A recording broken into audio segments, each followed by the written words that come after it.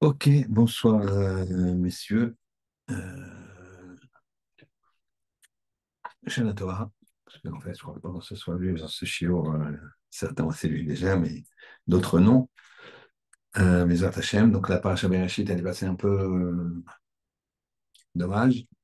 Mais l'année prochaine, on mettra les bouchées doubles.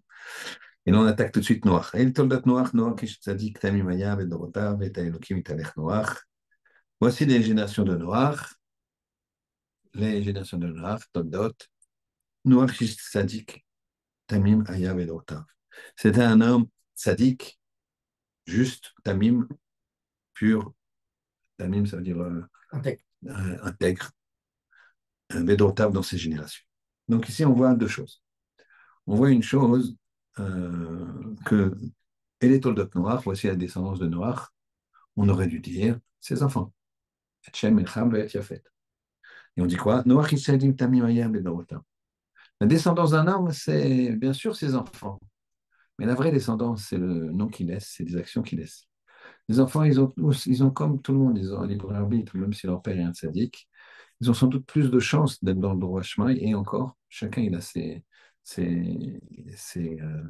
épreuves, chacun il a son Yetzirah, d'accord? Je crois que des grands dans l'histoire du clan d'Israël, ils ont des enfants qui n'ont pas bien tourné, même des rois sadiques, qu'ils ont des enfants qui sont devenus contraires d'un sadique, d'accord? Rav, il a fait Avodah Zarah, et donc chacun il a son libre arbitre. Donc ça dépend vraiment de chacun. Voilà. Les actions que tu fais, la marque que tu laisses dans ce monde, eh bien ça dépend que de toi. Donc c'est pour ça que les générations de Noir, c'est quoi? C'est le fait que ce soit un ish, un homme, quelqu'un de bien, sadique. Donc sadique, ça veut dire euh, juste. C'est-à-dire qu'il avait une bonne vision, il avait un bon cœur aussi, Tamim, intègre. Quelqu'un qui était Tochok et Voron, à l'intérieur comme à l'extérieur. Quelqu'un qui disait ce qu'il pensait et ce qu'il pensait, ce qu'il disait. Aya Bedorotav dans ses générations. Alors là, c'est connu, mais on va quand même rappeler certaines choses. Euh, le- Ici, il était euh, Tamim, Tzadik Tamim dans ses générations. Dans ses générations, Rachid sur place, tout de suite, il dit Yesh Merabotenu, il y a de nos maîtres qui disent quoi? Que c'était pour le shvar. C'était pour lui dire que pour le shvar, c'est-à-dire on lui dit c'est exceptionnel de dire dans chaque génération. Pourquoi? Parce que euh, à plus forte raison, pardon, s'il était dans la génération de Abraham, qu'elle était une génération plus haute, qu'il aurait été un tzaddik en encore plus. Maintenant, il y a un autre qui dit, les yesh chez Dorshim, il y en a qui expliquent, Auto, les gnailles. Ils expliquent ça, les gnailles, pour dire c'est un, comment dirais-je, ça diminue beaucoup le niveau de noir. C'est-à-dire, les filles de roi, il y a le sadique. Par rapport à sa génération, il était sadique. Mais s'il avait été dans la génération d'Abraham, il aurait été considéré comme rien. Donc, yesh ve yesh. Ou c'est un syndicat extraordinaire malgré la génération complètement corrompue, comme on va le voir, ou il était sadique parce que au royaume des aveugles, les borgnes sont rois. Mais sinon, donc, ça veut dire que son niveau, c'était moyen. Et que s'il avait été dans la génération de Abraham, il aurait été un homme pachout, complètement inexistant. Yesh ve yesh. Rachid s'arrête là. Il dit Beredorotav, c'est pour le srout, c'est pour le vanter, ou au contraire pour diminuer. Très bien. Gardez ça dans la tête. On va réfléchir à une petite question après. La Gemara, elle nous dit la chose suivante. La paracha nous dit la chose suivante. Hachem, il descend. Et qu'est-ce qu'il voit? Alors, pardon, avant qu'Hachem descende voir, il y a marqué Vatisharet Aretz Lifnei Elohim. Elle s'est détruite la terre devant Hachem. Donc, elle s'est détruite la terre se détruit. Fatima Eretz Hamas, elle s'est remplie de Hamas. Donc, elle s'est d'abord détruite et ensuite elle s'est remplie de Hamas. Alors, ce qui est marqué Hamas. Hamas, c'est le vol avec violence. Vayar Elohim et Aretz, c'est Hachem, il a vu la terre. Donc, ça, c'est le Hamas, c'est ce qui a provoquer la destruction du monde, il faut savoir. C'est la goutte d'eau qui a fait déborder le vase. Vayar Elohim est un res, veine nishrata. Hachem, il a vu la terre et voilà qu'elle est détruite. Pourquoi? Réponse. Qui ishrit kol basar, car elle s'est détruite toute chair. Chaque chair a détruit et Darko son chemin, sa nature. C'est que là, nous dit Rachid, toute toutes les gens avaient avec les gens. Même les animaux, ils avaient, les chiens avaient avec je sais pas, les loups. Enfin, vraiment, ça se mélangeait complètement. C'est une catastrophe. Et donc, en fait, quoi? Regardez, elle s'est détruite la terre. Deuxième étape, elle s'est remplie de Hamas, de violence. Ensuite, Hachem, il regarde et il voit qu'elle est détruite. Car chacun avait détruit sa nature. Et Kadosh Baruch Hu, il voit, il dit, voilà qu'elle est détruite, et donc je vais la détruire. Mais elle est déjà détruite. C'est ce qu'on a dit. Elle s'est autodétruite par les choses euh, qui sont sales, ce qu'on appelle Toeva, des abominations, qui sont contre nature. Elle s'est déjà détruite, la terre. Alors c'est Hachem qui l'a détruite ou elle s'est détruite elle-même? Très bien. Deuxième question. Il y a dans le Passouk 7, c'est quelque chose qu'on a déjà vu. C'est vraiment fondamental d'en avoir conscience. Ça vaut le coup de rappeler. Il est marqué comme ça. Donc, Hachem lui vient, il dit à Noir, je vais détruire le monde, construire une arche, etc. Et à un moment, la pluie, elle va commencer à tomber, et Noir, il n'est pas encore rentré dans l'arche. Et ensuite, c'est le passage qui dit, Yavo Noach ubana veishto, unshebana vito, et la teva. Noach et ses enfants, et sa femme, et les femmes de ses enfants, avec lui, ils sont rentrés, Yavo et la teva. Pourquoi? Mipne me amaboul, à cause des eaux du Maboul. Donc, ils sont rentrés à cause des eaux du Maboul. Alors, Rachid est très intéressant.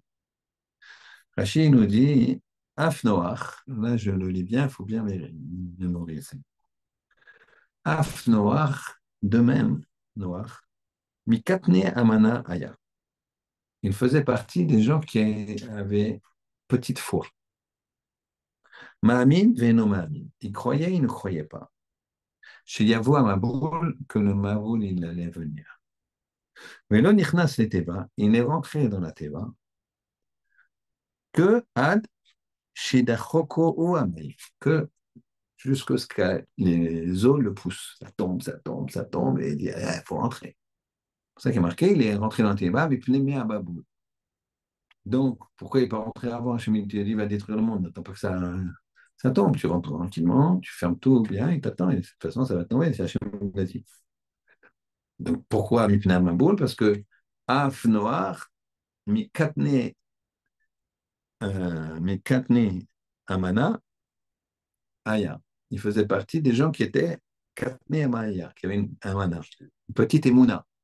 Ma'amin, Vélo Ma'amin. Il croyait et il ne croyait pas. Il était hésitant.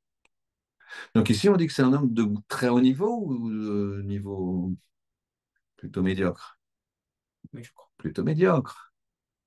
Alors pourquoi Rachi n'a pas tranché? Parce que c'est le même Rachi qui vient de dire ça. Alors Rachi, il était tzaddik Bédorotav, dans ses générations, il ne sait pas s'il est très haut ou médiocre. Il n'a qu'à dire, regardez ce qui se passe, il rentrera dans l'arche, que sous la pression de l'eau. Donc, il est plutôt médiocre. Et comme on dit Bédorotav, ça veut dire que dans sa génération, il est bien, mais dans une génération où les gens auraient été moins réchaïm, il aurait été quelqu'un qui compte pas. J'ai plus de questions sur Dorotav. On est clair? Très bien. Troisième question. Qu'est-ce qu'il va faire? Le monde est détruit. Qu'est-ce qu'il va faire? Noir, il va planter une fille. Dis-moi, c'est un problème, là. Tu arrives, tu plantes une vigne, tu sors.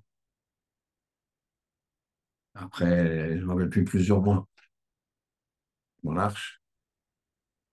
Et marqué dans la Gemara Tamide que Alexandre le Grand, il a demandé aux Zikné Negev, aux sages du Negev, sages du Sud, les gens de chez nous. Ce pas les Chachamim, ils sont moins que les Chachamim, ils sont suffisamment forts pour répondre à Alexandre Magdon, Alexandre le Grand. Il leur a demandé, c'est mieux d'habiter sur la terre ou d'habiter sur la mer? Eux, ils se faisaient des palais, des bateaux, des trucs. Alors, lui, il a dit, eux, ils ont dit à Alexandre Magdon, sur la terre. Parce que sache que même tous les marins qui sont aguerris, qui aiment la mer, ils sont vraiment, vraiment, comment dirais-je, tranquilles, rassurés que quand ils ont mis pied à terre. Donc, lui, il sort de l'arche. Et ça y est, il met pied à terre. Qu'est-ce que tu fais à planter une vigne? Construis une maison d'abord. Construis une bonne maison, regarde où tu l'as construit. Après, regarde, essaie de voir s'il n'y a pas eu un cours d'eau, creuse un puits. Enfin, je sais pas, tu plantes une vigne, le temps que la vigne elle vienne, même si à l'époque ça allait beaucoup plus vite, etc., etc. Je sais pas, qu'est-ce que tu fais? Pourquoi tu plantes une vigne? C'était pas un Français pour voir vendu là à ce point-là. D'accord?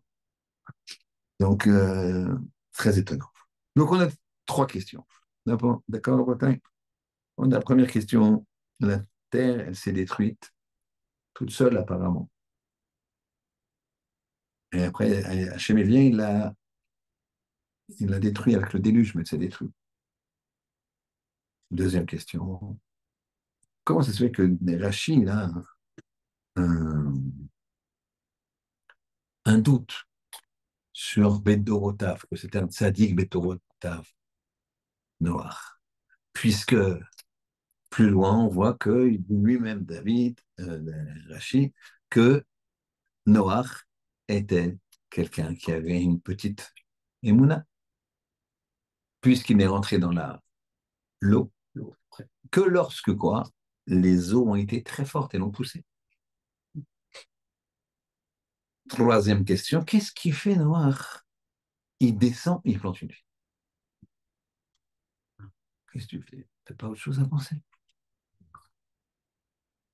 Plus une vigne, ça nourrit pas vraiment. Tu m'aurais dit, il plante du blé. Je comprends. Il veut se nourrir. Je comprends. Il plante de l'orme. Je comprends, il plante. Mais une vigne, tu ne nourris pas de raisin et de vin. Alors, on va commencer à répondre. Avant, en introduction, on va expliquer quelque chose. De Adam Arishon à Noach, il y a 10 générations. De Noach à Abraham, il y a encore 10 générations. Donc ça passe très vite ici. En deux parachiotes, on a donc 20 générations. Sachant que c'est à la 26e génération que Hachem il va donner la Torah. Donc après, de Abraham jusqu'à Moshe, il y a 6 générations. On peut les compter, hein, d'accord.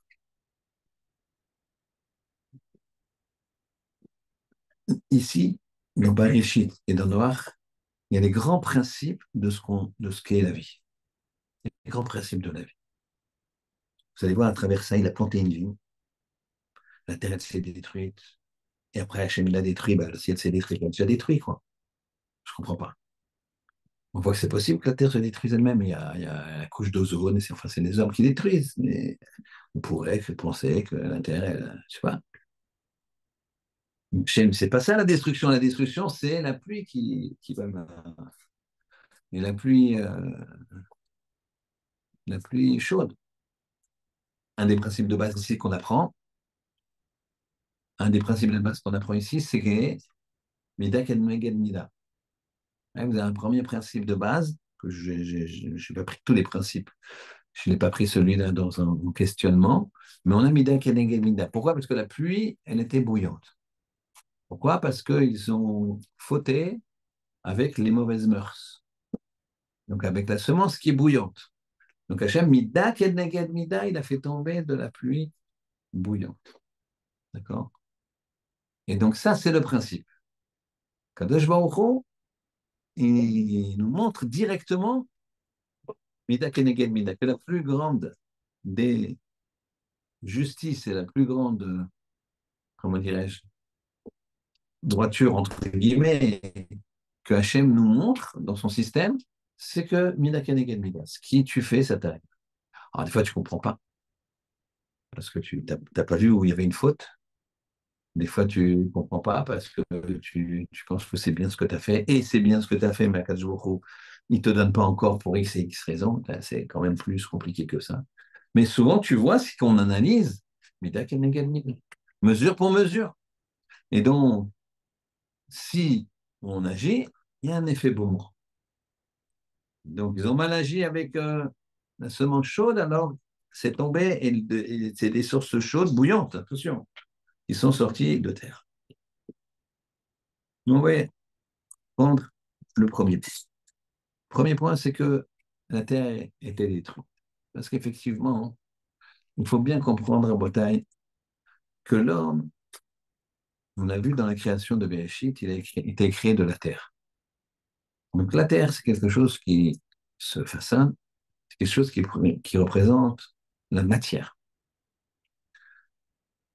Hachem, il a soufflé, donc ça représente la Neshama. Neshima, c'est une respiration. Neshama, c'est la Neshama, l'âme. C'est la même chose. Donc l'homme, il est fait de matière, corps, qui est plus importante quand on sort des fêtes que après le jeûne de. D'accord? Et il est fait surtout d'une Neshama. Et ça, il faut que l'homme s'en rende compte. Pour que tu t'en rendes compte, parce que c'est comme ça que tu pourras vivre heureux et dans le sens que Hachem il veut. C'est quoi? C'est de mettre la matière au service du spirituel. Toute la vie d'un homme, c'est ça. Si une personne elle ne s'applique pas à ça, alors il peut passer à côté de toute sa vie. En étant Shomer Shabbat, en faisant des choses, bien sûr, il aura un salaire pour ça, mais il n'ira pas à l'essentiel. Le principe essentiel, c'est d'aller au maximum de ses possibilités. On peut aller au maximum de ses possibilités si quoi? Si on a conscience de ça, que notre matériel, il est conditionné par notre spirituel, et vice-versa. Que quand on va manger, si on mange une bonne cache-route, eh bien, on va manger une bonne cache-route, ça va être bon pour la neshama. Le sens contraire aussi. Et c'est ça l'idée de la terre qui s'est détruite, avec le principe de Mida Kaniket Mida. C'est-à-dire que la terre, c'est la matière. Les hommes qui sont au-dessus de la terre, c'est le côté spirituel qu'ils ont d'Hachem. Tristesse quand un homme il meurt, c'est que la vie est lui donnée par Hachem. D'accord? Un juif encore plus. Sa neshama, elle est. Donc ça, c'est fondamental. Et donc nous, on a la possibilité de détruire la terre, ou au contraire de sauver la planète, comme ils disent. D'accord? On peut sauver. En tout cas, il ne faut pas contribuer à la perte. Et c'est ça qui s'est passé. Par leur faute, les hommes, ils ont détruit la terre. Ils ont détruit la terre. le spirituel négatif, donc dans ce cas-là, a fait que le matériel s'est détruit. Et c'est pour ça que Hachem, il descend et voilà qu'il voit, ah ben la terre est détruite. Et il le sait, Hachem. C'est juste pour expliquer que en bas, la terre est détruite. C'est pas qu'elle est détruite puisqu'elle est là. Elle est détruite, j'ai envie de la détruire, ça n'a pas de sens. Sa spiritualité, elle est détruite. Son reflet dans les cieux s'est détruit. Chacun a un reflet de sa spiritualité. C'est pour ça que le soir, on rend notre neshama là-haut. On va rendre des comptes, tac, tac, tac, tac, tac. On dort le corps, un 60e de la mort, puis le neshama, il revient. Ça, c'est important de faire un bon kriyat shema avant de faire dodo et de penser à des choses spirituelles et pas d'autres types de choses. Parce que là, il y a une projection entre là-haut et en bas. Ça, c'est, il faut avoir vraiment conscience de ça. Et on est capable, de la même façon qu'on est capable de détruire la terre, on est capable de. On voit hein, dans l'histoire du clan d'Israël que quand le clan d'Israël s'est éloigné du Ribono chez Lola, alors ils ont eu on leur a tapé dessus d'une façon ou d'une autre. Quand ils se sont rapprochés, ils ont fait tchouva, alors ça s'est inversé. Très vite, ça s'est inversé. Certains ils disent, ça je vous donne l'information comme ça, à votre réflexion, que c'est un peu ce qui se passe maintenant. Les gens, ils ont fait Teshuvah. 7 octobre, ça a été très intéressant, parce qu'en même temps, chez les nations, l'antisémitisme a explosé. Et on se fait pogromer. Et l'antisémitisme explose dès le lendemain. Et en même temps, bien sûr, les gens, ils ont pris conscience que quel est le rapport qu'on doit avoir avec les nations. Attention, il ne s'agit pas de faire la guerre avec les nations. Il s'agit de savoir que l'un de nous, comme dit l'Agmara, il y a eux, il y a nous. Il y a un respect. Il y a un Chama comme ça. Hachem, il a la pitié sur toutes ses créatures. Donc en fait, c'est ça qui était en train de dire à Katashbourg. Et parfois, les gens le sentent. Quelqu'un m'a dit, j'ai fait une bêtise et tout d'un coup, mon boulot, ça ne marche pas. Je fais le choix. Si mon producteur, je refais la bêtise, et mon boulot, ça ne marche pas. Mais à 24 heures près. On me dit, c'est incroyable. Un client, il avait rendez-vous avec un client, c'est vraiment un consultant. Et il me dit, demain, on se revoit pour une réunion de travail et je vous signe les contrats. Le soir, il fait une bêtise, vous pouvez imaginer, malheureusement, quelqu'un de pas marié. Et le lendemain, il arrive et tout bascule. Son client lui dit, ouais, non, mais finalement, je sais pas, tac, tac, au revoir, souvent, ouais, au revoir, monsieur, tac. Il m'a dit, c'est pas possible, grave. Et le bon Dieu, il t'aime beaucoup. Il t'aime tout de suite direct, boum, c'est-à-dire qu'il t'aime beaucoup. Mais attention, après, il laisse faire. Là, c'est le début. Mais si ça s'engrange, mais c'est comme la terre. Ils ont reçu. Il y a mis des indices. Mais toucher la il est mort. Avant que vraiment il y a l'homme déluge, Mathusalem, il est mort. Il y a eu 7 jours de deuil. C'est l'homme le plus vieux de la terre, le sage qui a vu la création du monde quasiment, qui est là, qui meurt. Ça fait c'était un coup. 7 jours de deuil. Tout l'univers s'arrête. Enfin, l'humanité s'arrête. Pour faire son deuil. N'oublie pas qu'à ce moment-là, tout le monde parlait la même langue. Pas, donc, ah là là, mais tout le monde s'assoit pour prendre le deuil 7 jours. Personne ne change. Ça, c'est très, très important. Mida Keneged Mida, mesure pas mesure. Et côté spirituel, tu as un côté spirituel, tu peux construire ton matériel. S'il n'y a pas de spirituel, tu ne construiras pas ton matériel. Ça, c'est la terre était détruite. Ah, elle est détruite, alors je peux la détruire, dit Hachem. Mais elle est déjà détruite. Par quoi? Les actions des hommes. Et sachez que nous, il y a marqué qu'un homme, c'est un olam en lui-même. On est un petit monde. Tu peux détruire ton corps. on peut détruire son corps. C'est-à-dire, je ne parle pas de la santé, mais la personne, si elle détruit son corps tellement parce que spirituellement, elle le descend, elle descend sa spiritualité très bas, et ben elle détruira son corps. Il y a une Gemara dans Avodah Zarah que vous connaissez qui s'appelle d'un homme qui s'appelle Rabbi Eliezer ben Daya. C'est un homme très, très, très, très, très, très, très, très, très, très dépravé, puisque chaque femme qui se vendait, il voulait la connaître. Un jour, il entend parler d'une très, très belle femme, et très loin, là des sept mers.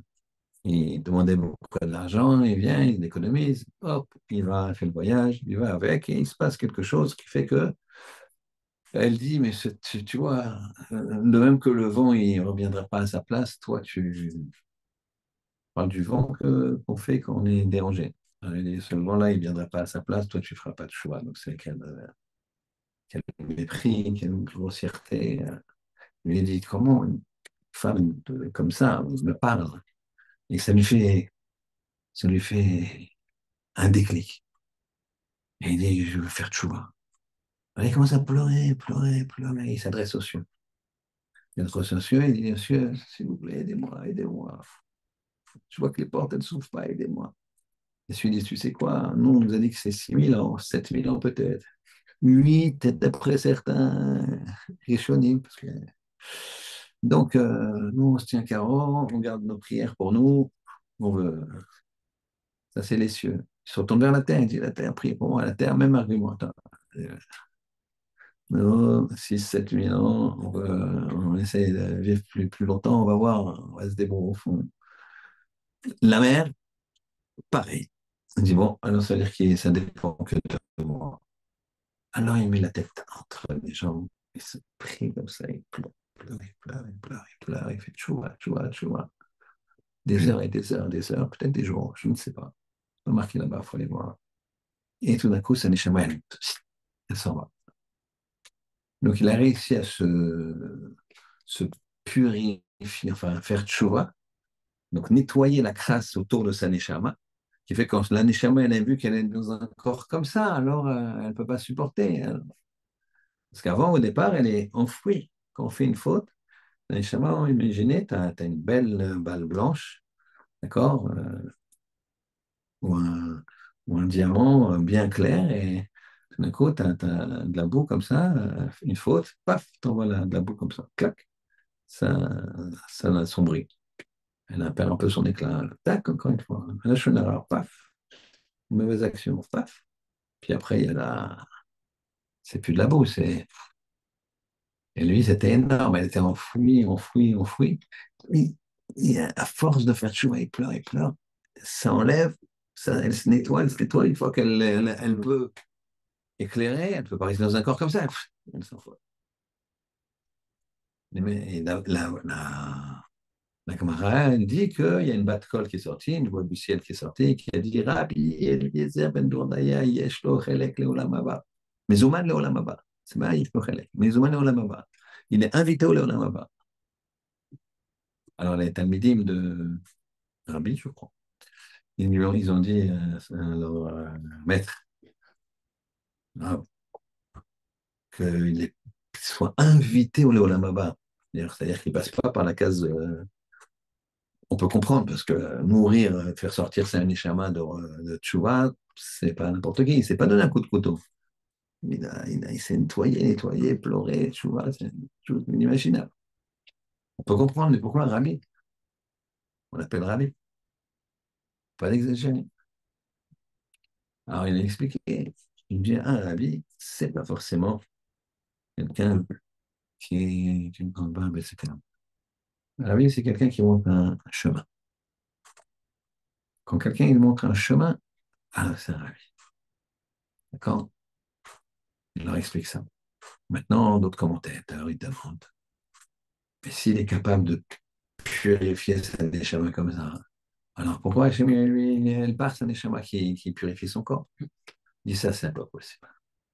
Ça, il y a un niveau. La spiritualité, tu peux toujours revenir. Le corps, il y a un niveau où c'est compliqué.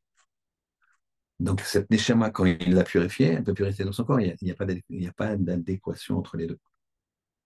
Tu as quelque chose qui est très, très, très bas, quelque chose qui maintenant est très, très haut. Et nous, c'est pour ça que nous, notre travail, c'est de faire tout monter. Et la neshama et le matériel. Et maintenant, c'est pour ça que on va voir que Noir, qu'est-ce qu'il a fait? Il a planté une vigne. Il a planté une vigne, on a dit, c'est ça, quoi. Qu'est-ce qu'il plante une vigne? Il sort d'une catastrophe comme ça, là, l'humidité. Il plante une vigne.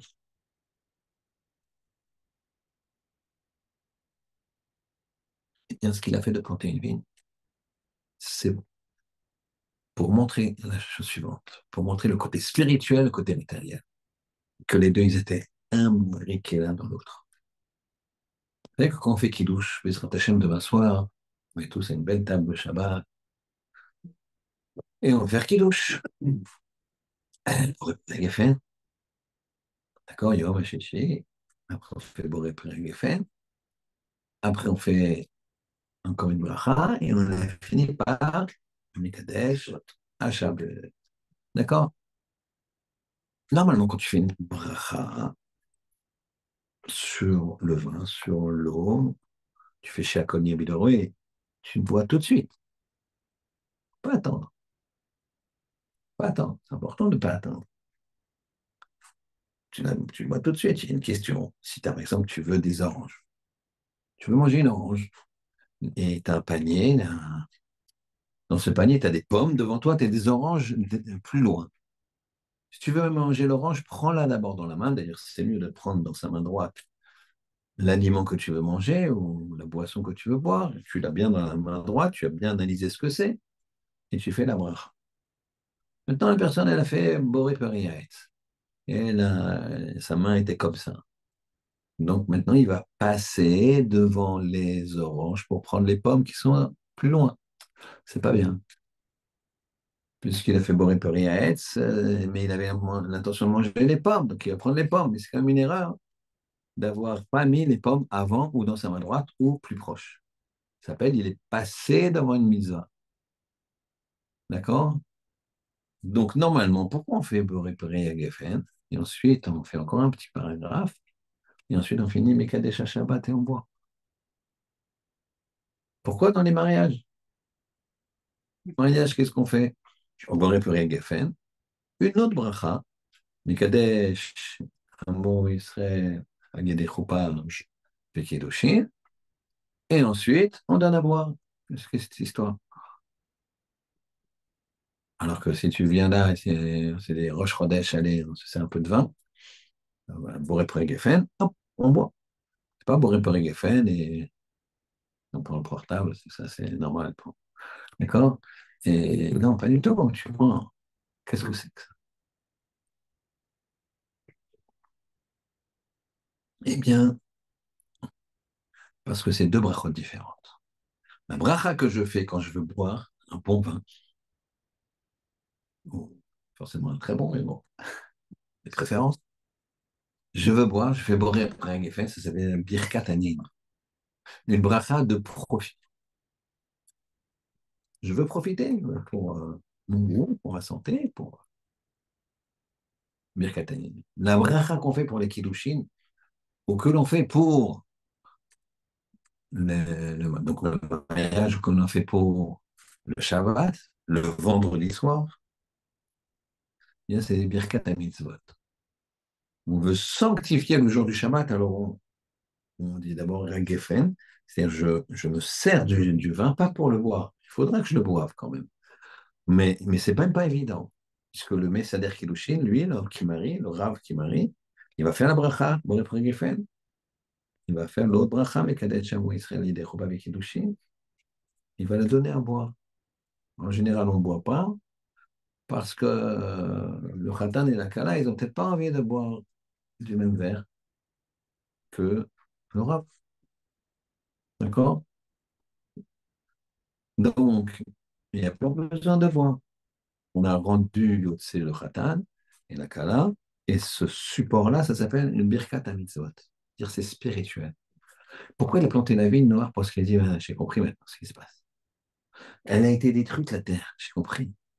Parce qu'ils ont détruit la capacité de liaison entre le spirituel et le matériel, qui est la base du monde, la base d'un homme.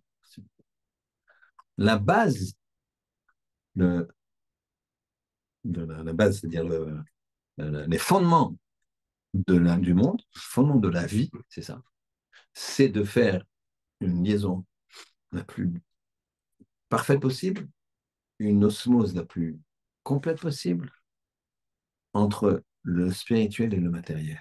Donc, ils plantent la vigne en disant attention, la vigne, attention. Et là, c'est de ce de côté-là. Je peux faire pour profiter, pour manger, pour boire, pour me nourrir, pour manger les raisins. Et aussi, attention, c'est aussi Birkat HaMitzvot. C'est les deux. Et donc, comme elle a les deux, il a planté tout de suite une fille. Il a montré que c'est les deux.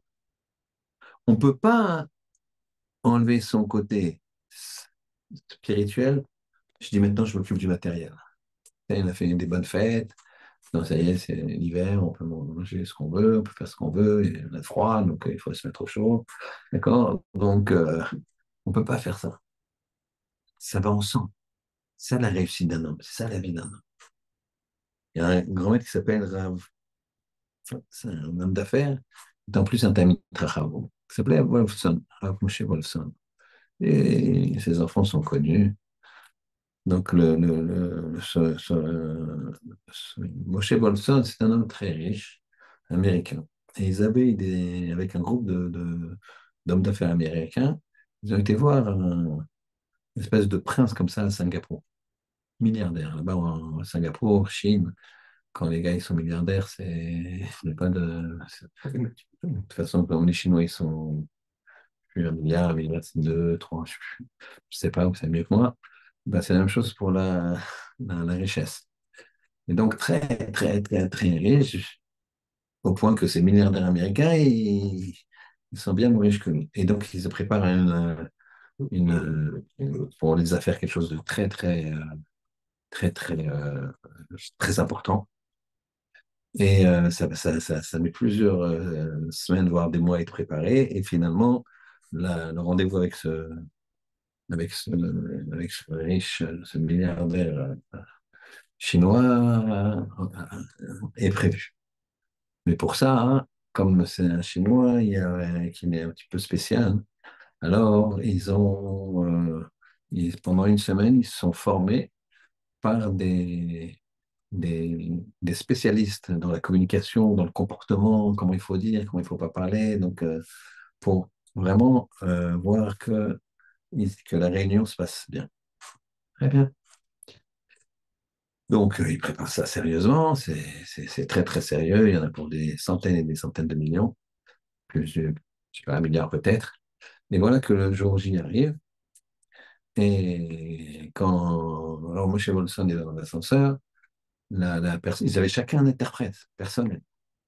Chaque homme d'affaires avec son interprète qui disait, qu'ils avaient prévu des signes. Si je prends le stylo, il faut plus parler. Je pose le stylo, il faut moins parler, etc. Bref, c'était très, très compliqué. Et voilà que dans l'ascenseur, il a dit alors, Moshe Monson lui a dit, ah, par contre, la kippa, il faut l'enlever. Et alors, Moshe Monson, il a dit, non, je n'enlève pas la kippa, moi. Il blémit. Il dit, non, non, mais il sort de l'ascenseur, il y a tous les hommes d'affaires qui sont là. Ils disent, alors, Moshe Monson, là, écoute, vous faites ce que vous voulez, moi, j'enlève pas mes kippa. Mais, tant pis, tout ça pour rien. Mais bon, il faut y aller quand même. Et dès le départ, donc ils s'installent tous. Et voilà que l'homme d'affaires de Singapour, il rentre dans la pièce. Il rentre dans la pièce. Tout le monde se lève. Tout le monde s'assoit. L'habillé royalement, tout ça. Le trône, un asiatique, quoi. Un trône incrusté d'or, de diamants, un truc très. Et voilà qu'il scrute les gens, comme ça, bonjour de la tête. Il s'arrête sur la Roche Watson. Il lui dit, mettez-vous à l'aise. Ouais, mais tiens, il dit, vous allez boire quoi? Il dit ça, on a fait Et, les gens, ils sont surpris, ils s'occupent pas des autres. Vous voulez boire quoi? Vous voulez quelque chose de... Si vous voulez, on peut faire quelque chose de chaud. Ouais. Bon, ben, lui, il dit, ouais, il boit. Puis il lui pose une question, il dit, je peux vous poser une question? Il dit, oh, oui. Il dit, je suis passé devant la synagogue, j'ai remarqué que c'était très étonnant, parce que la tefila, elle était en ashkénaze, et le chalier de Sebo était ashkénaze, mais j'ai vu que tout le public, ils étaient sfarades. Comment ça se fait? Alors lui il s'est dit, ça doit être Chabad. D'accord. Et donc, évidemment, l'étonnement de tout le monde. Et au bout d'un certain temps, il dit, toujours en s'adressant à M. Bolson, il lui dit, vous inquiétez pas, je ne suis pas un espion, c'est que j'étais orphelin et j'ai été adopté par par une famille juive. Ils m'ont adopté. Et donc, bah, j'accompagnais mon père adoptif, que j'aimais beaucoup. Et donc, j'ai appris beaucoup de choses. Après, il y a une chéla qui se pose, mais ça, je laisse pour une autre fois, c'est est-ce qu'on a le droit d'adopter un enfant sans le convertir? L'enfant, il n'a pas de date, donc si je le prends dans la maison, etc. Apparemment, c'était le cas là-bas. Est-ce qu'on a le droit, est-ce qu'on n'a pas le droit, hein? C'est celui qui est intéressé, il m'envoie un message. D'accord? Je lui dirai, ça prend quelques minutes quand même. C'est pas le but aujourd'hui. Mais en tout cas, hein, il a gardé sa spiritualité. Il y a des affaires, il y a des millions en jeu, il y a ça, mais il n'y a pas. Moi, je ne peux pas me changer. C'est pas ça qui va changer. Et au contraire, c'est ça qui a changé tout. Ça s'est très bien passé. Ils ont signé tout ce qu'ils avaient besoin de signer. Ça, c'est faut comprendre la force de la spiritualité. Quand tu la mets dans le matériel, ben, ça te sanctifie ton matériel. Tu vas réussir. Et si tu dis non, non, moi je vois des religieux, et tout ce qu'ils font, ça bouge, ils n'arrivent pas, ça ne pas, c'est que c'était pas pour eux, c'est que ça leur a évité quelque chose de pire. Il y a les contes du bon Dieu, c'est compliqué à comprendre. Donc, mais c'est sûr que c'est ça qui fonctionne. Et souvent, quand Hachem, comme j'ai dit au début du shiur, quand Hachem, il aime, enfin, il aime tous les juifs, il aime toutes ses créatures. Mais quand une personne mérite encore, malgré les choses qu'il fait qui ne sont pas forcément bien au niveau matériel, il lui montre tout de suite, tac. Je sais pas, il met ses jambes là où il ne faut pas, et le lendemain, il fait un foot, il se tord de suite. Parce que la veille, il a été, je ne sais pas où. Ça, c'est là, s'il réfléchit, voilà. D'accord? C'est comme ça que ça fonctionne. Mais parfois, Hachem, il dit, bon, je t'ai fait plusieurs fois, je t'ai renvoyé plusieurs fois là. Et donc, c'est ça le principe. Donc, j'en avais plusieurs fois. Mida ken neged mida, mesure pour mesure. Effet boomerang. Tu fais. Ils détruisent la terre, et ben, on va la détruire. Deuxième chose, on a vu quoi? Donc, deux composantes, la terre, la matérielle et le spirituel. Le spirituel, il peut sanctifier le matériel, il doit sanctifier le matériel. Le matériel doit devenir au service du spirituel. C'est ça le but de la vie. C'est le but de la vie. Enfin, quoi, le moyen de se rapprocher de Hachem, qui est ça le vrai but de la vie. C'est rapprocher d'Hachem, de faire un lien avec Hachem. D'accord? Et ce lien avec Hachem, c'est ton spirituel de chaque jour, ben, tu le spiritualises. Troisième point qu'on a vu, c'est que quand tu fais quelque chose, sache qu'il y a deux actions qui se passent, deux réactions qui se passent, deux propriétés qui sont déclenchées, deux énergies qui sont déclenchées, une spirituelle, une matérielle. D'où on sait, il a planté la vigne. La vigne, elle a ses deux penchants. Tu peux t'en servir pour manger, pour boire, ou tu t'en sers pour faire qui douche demain soir pour Shabbat. Donc c'est pour ça qu'à Noach, il a dit, j'ai compris. Le spirituel, il est C'est ça l'essence du monde. C'est ça l'essence du monde. On a vu au début du Shiur que Noach, on ne savait pas s'il était grand, moyen, voire petit. Pourquoi? Parce que c'est marqué qu'il était tzaddik, tamim, bedorotav, dans ses générations. Donc, malgré ses générations, donc, ouais, il est grand. Ou dans ses générations, bidon, basse, c'est où il est grand. Dans une autre génération moyenne, il aurait été rien du tout. Donc Rachid dit, voilà, je ne sais pas. Puis en même temps, il dit, quand Noach il est venu sous la, quand Noach est venu sous la Teva, dans la Teva, il y a marqué qu'il a été poussé par la pluie forte. Mipne me'amambou. Noach il a dit à ses femmes, ses enfants et ses belles-filles et tout le monde, on rentre, on ne peut pas, et l'eau elle est comme ça, ils ont du mal et tout. Ils ont fait un film, je ne sais pas si dans le film ils montrent ça, qu'il a du mal à rentrer dans la Teva et tout. J'imagine bien, on peut faire des trucs, quoi. Parce que celui qui veut faire metteur en scène, il n'y a qu'à lire tout ce qui se passe dans la Torah. Il n'y a aucun souci. L'imagination exceptionnelle. Donc, en tout cas, il était poussé par les autres. Et Rachid dit, bah, tu vois, il n'a pas une bonne émouna. Et il le dit à Rachid, Af Noach, Bekatne Amana Aya. Il était d'une petite émouna. Ma'amin, velo ma'amin. Il croyait et il ne croyait pas que les eaux allaient tomber.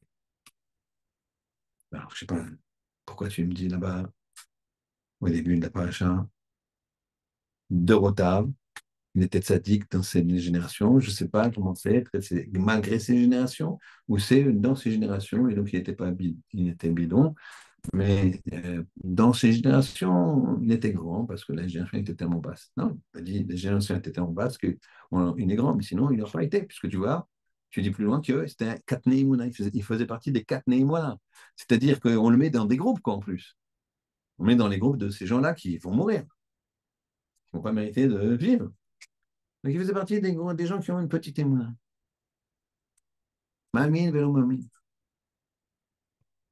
Alors regardez, je vais le faire verbalement, mais vous pouvez voir le Rashi là-bas, c'est chapitre 7, Passouk 7. C'est marqué comme ça. Je vous le fais en français, avec un petit peu de traduction pour que vous compreniez bien. Marqué dans le passé, Af Noach, Mikatne Amana, Ayam. Il faisait partie des gens qui ont une petite foi. Mahamin, il croyait, Vélo Mahamin, il ne croyait pas. On peut dire différemment, il suffit de changer la virgule. Af Noach, le même Noach. Bekatne Amana, dans les gens de petite foi. Aya Mahamin. Je ne mets plus la virgule sur Aya, il était, lui. Il dit Aya Mahamin, je la mets après Mahamin. C'est-à-dire, même Noach, il croyait dans les gens de petite foi. Vélo Mahamin, c'est pas Mahamin, Vélo Mahamin. C'est Mahamin, point. Il croyait dans ces gens-là. Et sous-entendu, il se disait, ils vont faire tchouba. Ils vont faire tchouba, j'y crois. Ça, il n'est pas rentré dans la tête. Vélo Mahamin, et il ne croyait pas que les oiseaux vont tomber. Pourquoi? Pas parce qu'il ne croit pas en Hachem, parce qu'il pense qu'ils vont faire tchouba. Qu'est-ce qu'on voit ici? Qu'il y a dans on a un grand principe ici qui se dévoile, de ce qui s'appelle le Kafzerut. Regarde toujours comment tu peux voir les choses du bon côté. Regarde toujours comment tu peux juger la personne du bon côté. Regarde toujours, tu discutes avec ta femme. Elle est crevée, elle est fatiguée. Elle est enceinte, elle a eu un enfant, elle a ceci, cela. Elle ne se remet pas d'avoir raté la Pkeila le Shabbat dernier. Je sais pas, il y a des trucs comme ça, grave. Non. Mets-toi à la place de l'autre. Juge les Kafzerut. Et ça, Noé, il savait le faire. Noir qui savait le faire, il nous le montre. Chaque détail dans les parachutes ici qu'on voit, c'est des détails qui nous montrent comment agir, comment faire, comment le monde est structuré, comment ça fonctionne. Je vais vous terminez avec la, la tefila. On voit que Noach, il a prié. Pas suffisamment, on voit à la fin de la paracha, on va parler déjà de Abraham, qu'Abraham, il fait faire des tefila. Incroyable, jusqu'à 75 ans. Là, ça s'ouvre, le dialogue entre lui et Akadosh Baruch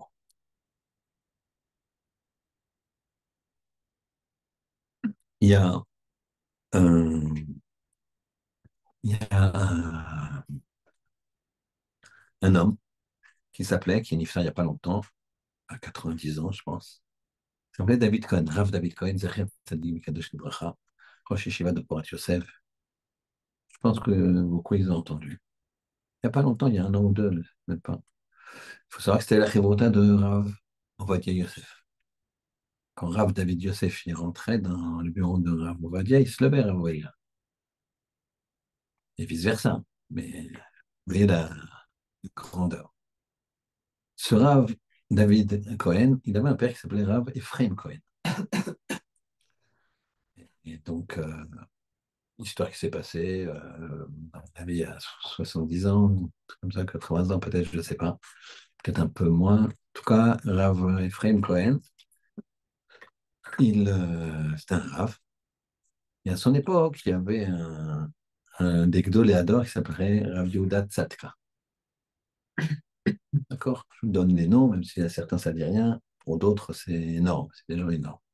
C'est comme si dans 30, 40 ans, on va parler de Rav Chaim Kanievski. C'est la même chose, Rav Yehuda Tzadka.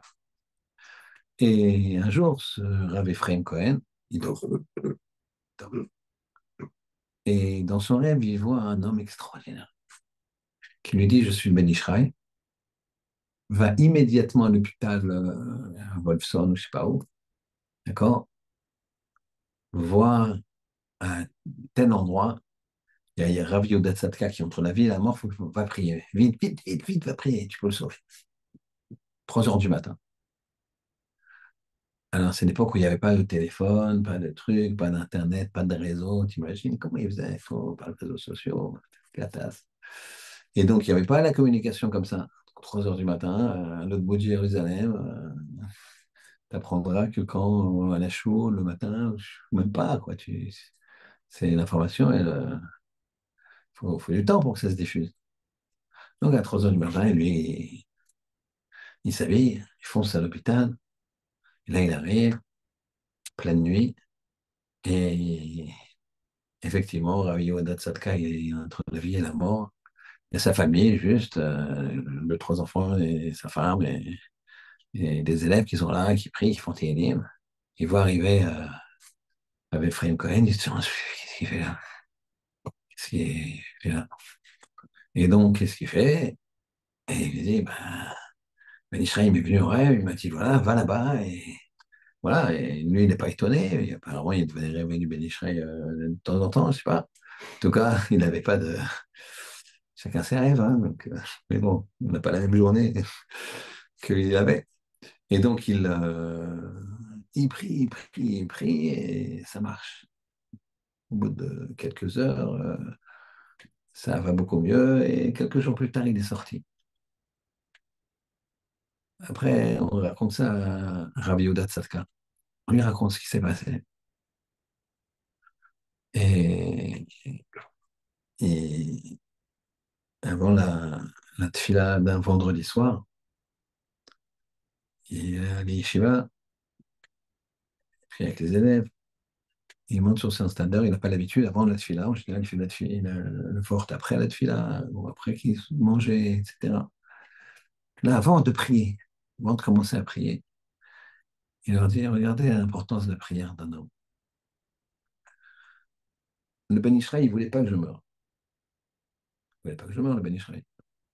Parce qu'il a venu en rêve à Rabbi Ephraim Cohen pour qu'il aille prier à côté de moi. Mais il est déjà là, il est lui, il est là, le Ben Israël. C'est c'est du lourd.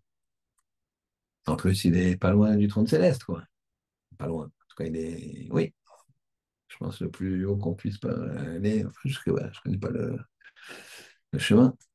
Mais en tout cas, il est très très haut. il n'a qu'à dire, bah, voilà, guérissez-le. Il s'adresse au Bendine d'Oro et il lui dit, guérissez-le. Ah, apparemment, on ne peut pas faire ça. Il a envoyé un homme avec la tfila d'un homme, tfila d'un homme, les mots d'un homme pour le sauver. Et ça a marché.